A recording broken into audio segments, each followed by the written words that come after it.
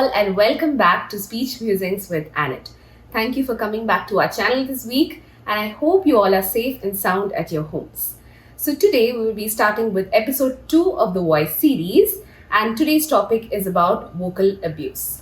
I know a lot of you might already be knowing what is this topic about, and for those who don't know about this, let's dive into the video.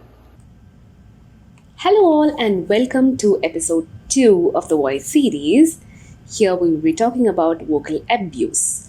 Vocal abuse, I think a lot of you people might already be knowing what is it, and for the people who do not know about it, this video is for you. Okay, so let's move on to this topic. So what can you guess from the pictures that are seen above? You can see two pictures here. One is of a lady screaming and another picture is of a boy screaming. So obviously, can you relate to it? So these are some of the, forms of vocal abuse that you can see above. Okay, so I think a lot of you must have already guessed it, how it can be related to vocal abuse. So let's go further into the topic. Our first question is, what is vocal abuse? Okay, so vocal abuse is basically an improper usage of the voice. So it can be, you're not using your voice properly, or maybe you're using it too much, or maybe you're not speaking according to how you're supposed to speak, and you speak like very loudly or very slowly, or you whisper or you scream or you yell. These are all different types of improper usage of voice. So when there is a wrong usage of the voice, or when there is an improper usage of voice, that is when it is considered as a vocal abuse or a vocal misuse. That is another term that can be used instead of vocal abuse. It is called as vocal misuse. So the term misuse itself tells you what exactly is the meaning. Misuse. That means the wrong usage of voice. So this is basically it's a very major problem that can be seen commonly among everyone. Everyone it can be seen, because everyone is using voice as medium of communication. So it's very common for people to have some kind of a voice problem. So it can be seen in a variety of people. Like this can be seen in the younger generations, that is in children, or it can be seen in the adult population, or it can also be seen in the elderly population. So the main thing over here is that if there is any behavior or any occurrence that strains the vocal fold, that is when it is considered to be as a vocal abuse or a vocal misuse. So I think you must be already knowing about what exactly is a vocal fold. So I had mentioned about this in our first episode, where I had talked a little bit about the basic anatomy of the vocal fold. So as you can see in the picture, here it depicts the vocal folds of a very healthy and a very normal individual. So you can see it's very bright pink, and there are two folds, and both of them are looking very nice and very clean and very neat. So there is a left vocal fold and there is a right vocal fold. And these two folds are supposed to be vibrating when you speak, to create your voice and to create your own identity of the voice. So when any kind of a strain or when any kind of a damage happens to these tissues or these folds, that is when there is a voice problem or a vocal problem that occurs. So when there is a frequent damage that occurs to this, it can cause loss of voice, or it can cause change in the voice quality, or it can cause a loss of vocal function itself. So all about these symptoms and what are the related disorders, everything will be coming up in the upcoming episodes. I will be talking more about it. So stay tuned for that. So I hope that you people have understood about the basic anatomy and how exactly, is when there is a damage to the vocal folds, or when there is any kind of strain to the vocal folds, what exactly happens to the voice. So I hope you must be, getting a good idea about it. So let's move on to the next topic. So the next topic becomes forms of vocal abuse or misuse, or how exactly can you call it as a vocal abuse or a misuse. So these are the pointers.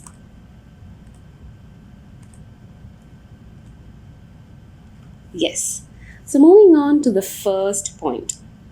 Whenever using your voice very excessively, like for example, instead of talking normally, you are a person who tends to yell a lot, or you shout a lot, you scream a lot, you tend to use your voice very roughly, you abuse your voice too much. So that's also a form of vocal abuse or misuse. Second form of vocal abuse would be when you're speaking too loudly. That means you will be having like a normal range of loudness, but what happens when you get angry at someone, you want to use your voice very loudly, and you're a person who uses your voice very loudly. That can be a form of vocal abuse. Another form is where you do the constant throat clearing. You're a person who keeps doing this all the time.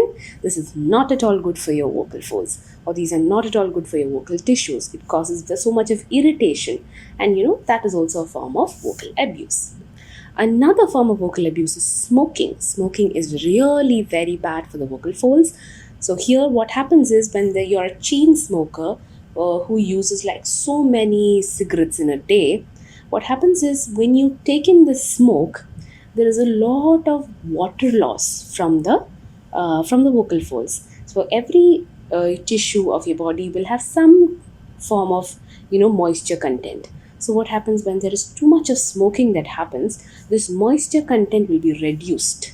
It will be reduced too much, and your vocal folds will become very dry, and they start rubbing against each other. There is so much of irritation that happens, and so because of that, there can be a resultant vocal problem that happens. So that is also one form of a vocal abuse.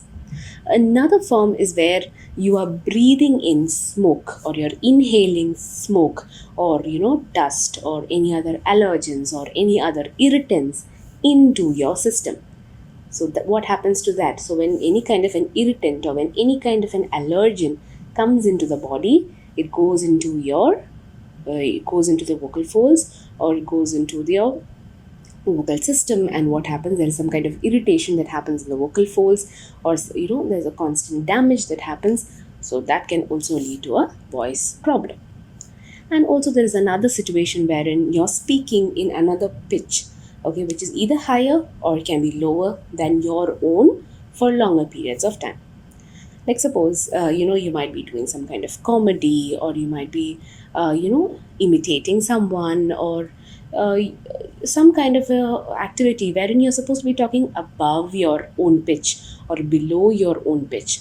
When that happens for a longer period of time, there is a constant damage that happens to the vocal folds, and so therefore it can result in a voice problem. So these are some of the major forms of how you can abuse your vocal folds, or how you are misusing your voice. So please keep all of this in mind, because it can be very, very useful for the normal people. So let me give you a small illustration about how exactly there is a correlation between your vocal folds and your voice. So this is a cartoon. Okay, so what can you see? So there's a man here, he's hitting the other man he's giving a nice punch to the other guy. So just imagine the first guy that you see in grey is your voice, and imagine that the other guy in the purple shirt is the vocal folds. So here we have two characters, one is voice and the other one is vocal folds. So what happens? There is a constant hit that is given by your voice into the vocal folds. So what happens? There is misuse that is happening to the vocal folds. Okay, constant, very, very frequent, very common, constant damage that is happening, constant injury that is happening to the vocal folds. What happens? Finally, the vocal folds will die off, or they do not have the energy to vibrate properly anymore. They do not have the moisture content, or they do not have the proper circulation, or whatever it may be. They do not have the energy to vibrate enough. They do not have the energy to function enough, and so therefore what happens? You can have a resultant voice problem. So this is like a normal conversation that keeps on happening between the voice and the vocal folds. So what is the voice saying? Are you liking it? So the constant, the damage that you give, or the constant abuse that you give to the vocal folds. And what does the vocal fold say? Yeah, he's saying that you'll regret it for sure, right? Yeah, so if you keep damaging the vocal folds, what happens is you will regret it in the future, because your voice will be very, very badly affected. So just think of this situation. Just think of the amount of damage that you're creating to the vocal tissue or the vocal folds, and you will never go for the vocal abuse again, or you'll never go for any kind of vocal misuse again.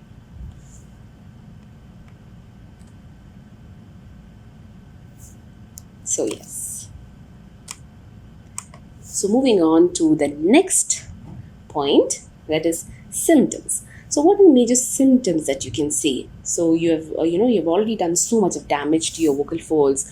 You do not know what to do about it. And what are the major evident, very very evident symptoms that can be seen once you have done very good amount of damage to your vocal folds? What are the major symptoms that can be seen? So the first thing that I can tell you here is that there will be a loss of quality of voice.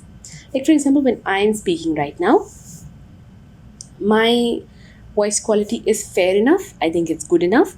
But maybe if I have used my voice for a very long time, what happens is it becomes very screechy, it becomes very hoarse, it becomes very harsh, it won't sound very good.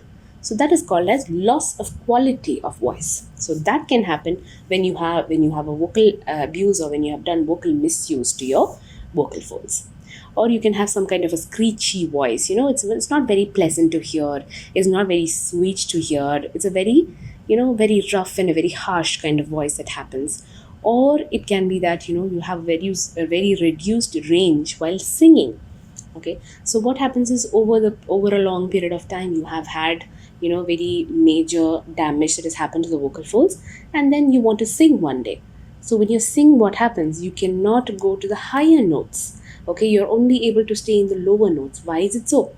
Because you have done, there is so much amount of damage that has happened to the vocal folds. There is not enough vibration that is happening. Your vocal folds are not functioning properly. That's why you cannot reach up to the higher notes. Okay, so you'll always be struggling to reach the higher notes while singing.